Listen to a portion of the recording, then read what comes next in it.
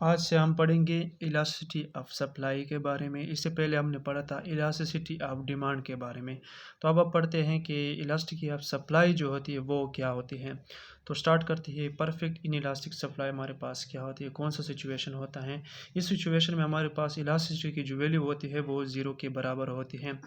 तो डिफिनीशन पर आते हैं। इसका डिफिनीशन क्या है। A product has a perfect in elastic supply when the quantity supplied is the same regardless of the price.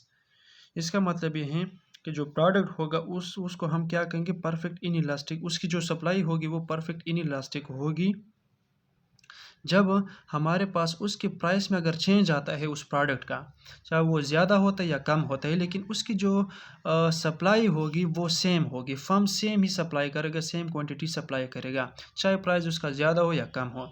तो ऐसे प्रोडक्ट को हम क्या कहेंगे, ऐसे प्रोडक्ट की सप्लाई को हम क्या कहेंगे, परफेक्ट इन इलास्टिक। ठीक है, ग्राफिकल रिप्रेजेंटेशन पे आते हैं। इसका ग्राफिकल रिप्रेजेंटेशन किस तरह होता है। हमारे पास ग्राफिकल रिप्रेजेंटेशन में देखिए, ये हमारे पास सप्लाई का जो है कर्व है। एक्स एंड वाई एक्सेस पे हमारे पास प्राइस एंड क्वांटिटी है। तो इनिशियल में हमारे पास $4 है, किसी भी प्रोडक्ट का $4 प्राइस है, या हमारे पास क्वांटिटी सप्लाई जो है वो 100 हो रही थी $4 पे।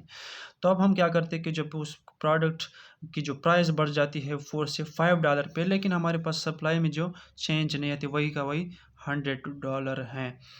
तो इसका क्या मतलब है कि जो हमारे पास ये प्रोडक्ट है, इसकी सप्लाई हमारे पास क्या है, परफेक्ट इनइलास्टिक है। ठीक है, क्योंकि इसकी जो सप्लाई में प्राइस बढ़ने से कोई चेंज नहीं आई है, और इसका जो कर्व है हमेशा स्ट्रेट ही का स्ट्रेट होता है। तो ऐसे प्रोडक्ट को हम क्या कहेंगे, और इस प्रोडक्ट की सप्लाई जो होती है वो परफेक्ट इनइलास्टिक होती है। Thank you.